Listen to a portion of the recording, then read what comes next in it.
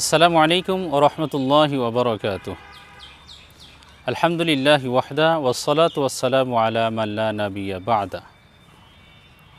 আল ইতিসাম টিভির প্রিয় দর্শকবৃন্দ, আল ইতিসাম টিভির পক্ষ থেকে আপনাদেরকে জানাই আন্তরিক মোবারকবাদ। আজকের দ্বিতীয় পর্বের বিষয় বাকি 14টি হরফ। আমরা প্রথম পর্বে শিখেছিলাম 15টি হরফ, আজকে আমরা শিখব 14টি হরফ। প্রিয় দর্শক, আমরা যে প্রথম পর্বে 15টি হরফ শিখেছিলাম, আজকে আমরা একবার 15টি হরফকে সুন্দরভাবে উচ্চারণ করে নেই, তারপরে আমরা আমাদের দ্বিতীয় পর্বের বাকি হরফগুলো উচ্চারণ করা শুরু করব ইনশাআল্লাহ। প্রিয় দর্শক, আপনারা দেখুন এবং আমার সঙ্গে বলতে থাকুন যে আলিফ, বা, তা, সা, জিম, হা, খ, দাল,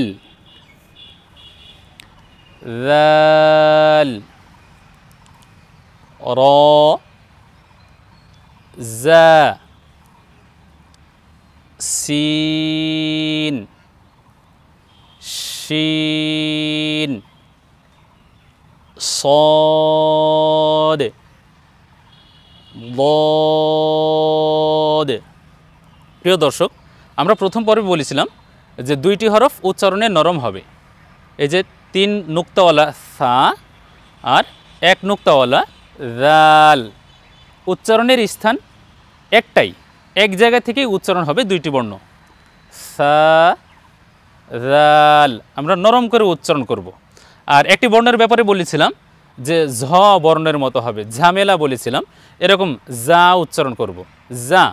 আর যে বর্ণ আমরা সব থেকে কঠিন বলেছিলাম, সাধারণদের কাছে খুবই কঠিন, কিন্তু আমি কঠিন আপনাদের কাছে রাখিনি, কারণ হলো আমি দাঁতের নাম আপনাদেরকে বলে দিয়েছিলাম যে 5টি দাঁতের সমন্বয়ে এই দদ বর্ণ উচ্চারণ হবে।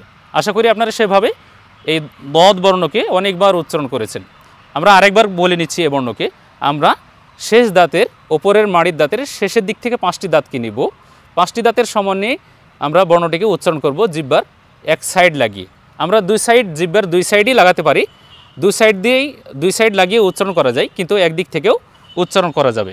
আমরা সুন্দর করে উচ্চারণ করি বদ। একটি জিনিস মাথায় রাখবেন, সেটি হলো এই বর্ণকে উচ্চারণ করার সময় আমাদের জিহ্বার আগা যেন সামনের দাঁতের আগার সঙ্গে বা সামনের দাঁতের সাথে কোনো মতে না থাকে, সেটা আমাদেরকে সতর্ক থাকতে হবে। দাঁতের আগাটা মিশে যাবে, দাঁতের আগা মিশে গিয়ে ওটা হারিয়ে গিয়ে সাইড লাগবে, লেগে উচ্চারণ হবে বদ। আলহামদুলিল্লাহ, আমরা এইভাবে উচ্চারণ করতে থাকব। প্রিয় দর্শক, আমরা আজকে দ্বিতীয় পর্ব যাব।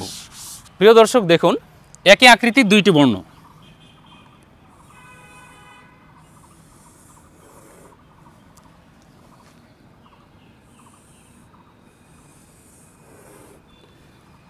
প্রথমটা প, দ্বিতীয়টাও প। প্রথমটাতে নুক্তা নেই, দ্বিতীয়টাতেও নুক্তা নেই। আমরা প্রথমটাকে বলবো ত, দ্বিতীয়টাকে বলবো প। কিন্তু আমরা যদি ওপরে একটি নুক্তা বসিয়ে দিই, তাহলে এটা হয়ে যাবে ও, উচ্চারণ হবে ও। জিহ্বার আগা সামনের ওপরের দাঁতের আগার সঙ্গে লাগিয়ে সর্বোচ্চ চেষ্টা করতে হবে পুরো জিহ্বাটাকে তালুর সঙ্গে লাগিয়ে দেওয়ার। পুরো জিহ্বা যদি আমরা তালুর সঙ্গে লাগিয়ে উচ্চারণ করতে পারি, তাহলে আমাদের হরফটা পরিশুদ্ধভাবে উচ্চারণ করা হবে। জি বলুন তো, ও ও, এভাবে আমরা উচ্চারণ করব। আলহামদুলিল্লাহ, তাহলে আমরা আরও 2টা বর্ণ পেয়ে গেলাম। এরপরে আমরা আরও 2টি বর্ণ শিখব। দেখুন,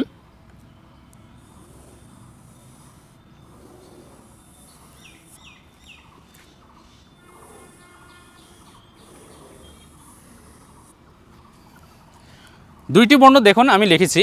প্রথমটা হলো আইন, দ্বিতীয়টাও আইন। কিন্তু আমরা যদি উপরে একটা নুক্তা বসিয়ে দিই, এটা হয়ে যাবে গইন। তাহলে প্রথমটা পেলাম আইন, একটু চেপে বলতে হবে হলকের মধ্যখান থেকে আইন। দ্বিতীয়টা উচ্চারণ করব গইন। আবার বলুন গইন। আলহামদুলিল্লাহ, তাহলে আমরা আরও দুইটি বর্ণ শিখে গেলাম। এর পরের দুইটি বর্ণ আমরা শিখব। দেখুন,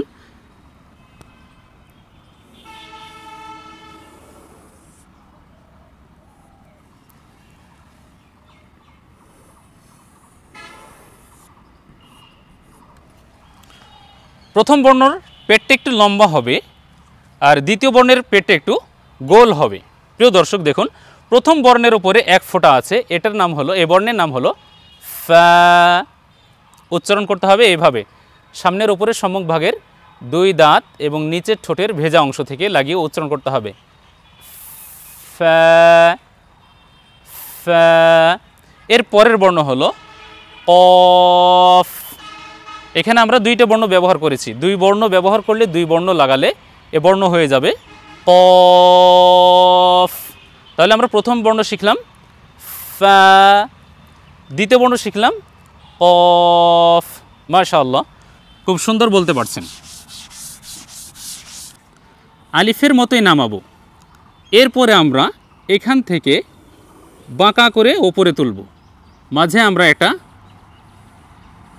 এসের মতো লিখব। দেখুন আমি আবার লিখছি, আপনারা খেয়াল করুন। এভাবে বাঁকা করে তৈরি করার পরে আমরা মাঝে একটা এসের মতো লিখব, এটাকে বলি কাফ। প্রিয় দর্শক দেখুন, মাঝে পেঁচানো থাকলে কাফ কাফ। জি, তাহলে আমরা পেয়ে গেলাম ফা কফ কাফ। এরপরে দেখুন, এর পরের বর্ণ হলো লাম। খুবই সহজ, লাম আমরা লিখলাম একসঙ্গে, কিন্তু আপনি লিখতে পারেন এইভাবে, আলিফকে প্রথমে টান দিবেন, আলিফ লিখার পরে আপনি এইভাবে একটু পেটটা বাঁকা করে তুলতে পারেন, এ হয়ে গেল লাম। আমরা উচ্চারণ করি লাম। লাম বর্ণ খুবই সহজ। এরপরে দেখুন,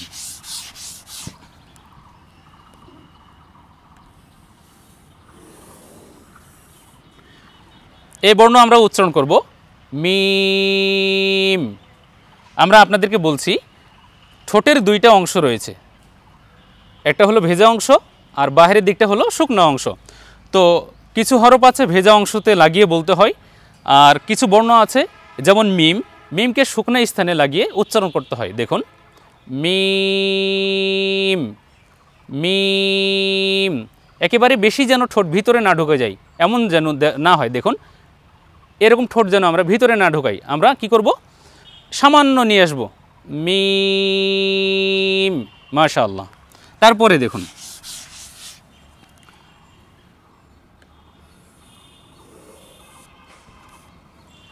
আমরা যে বর্ণটি লিখেছি ভিতরে থাকবে, আবার কখনো এখন তার পূর্ণ রূপটা লেখা আছে। যখন আমরা তার শুধু মাথা লিখব তখন এই নুক্তা থাকবে ওপরে, পূর্ণ রূপ হলো নুন। এইরকম আমরা উচ্চারণ করি নুন। খুব সহজে আদায় করতে হবে। নুন যখন উচ্চারণ করব তখন আমরা দুই ঠোঁট গোল করে উচ্চারণ করব। দেখুন নুন নুন। জি, তারপরের বর্ণ দেখুন,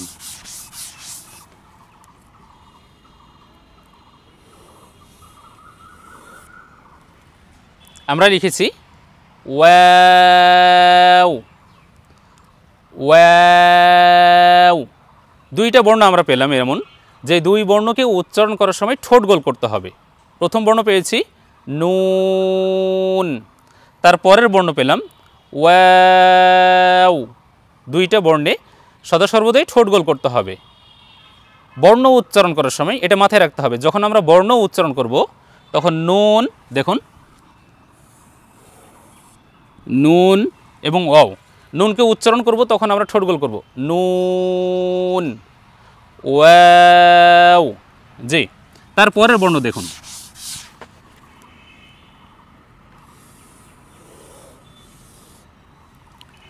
হ্যাঁ। এই বর্ণকে আমরা উচ্চারণ করব হ্যাঁ, হলকের শুরু থেকে উচ্চারণ করব হ্যাঁ হ্যাঁ। যেমন আমরা মানুষের নাম বলি আমির হামজা হানজালা, তো আমির হামজা হানজালা যে নাম আমরা উচ্চারণ করছি তা হা দিয়ে হ্যাঁ হ্যাঁ এভাবে উচ্চারণ করব। তারপরের বর্ণ দেখুন,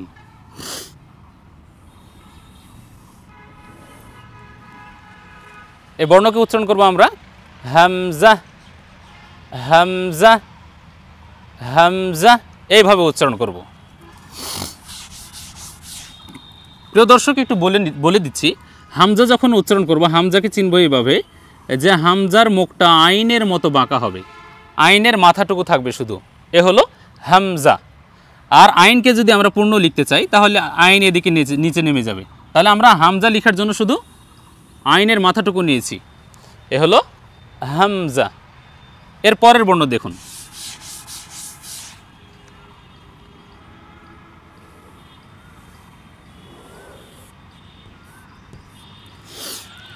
ইয়া।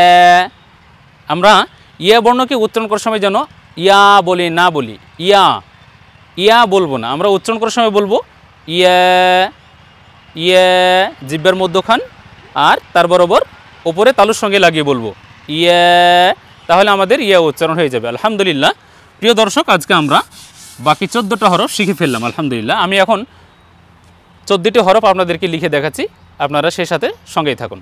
প্রিয় দর্শক দেখুন, আজকের দ্বিতীয় পর্বে আমরা শিখলাম 14টি হরফ। 14টি হরফ আমি লিখেছি এখানে, আপনারা দেখুন, আমি একবার করে বলছি, আপনারা আমার সাথেই বলুন।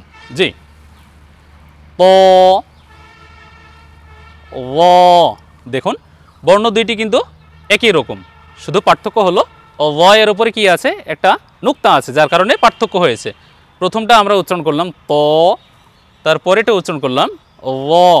দেখুন তারপরের দুইটি বর্ণ একই রকম, শুধু পার্থক্য হলো ওপরে দ্বিতীয় বর্ণের ওপরে কি আছে, নুক্তা আছে। দেখুন প্রথম বর্ণের উচ্চারণ আইন, দ্বিতীয় বর্ণের উচ্চারণ গইন।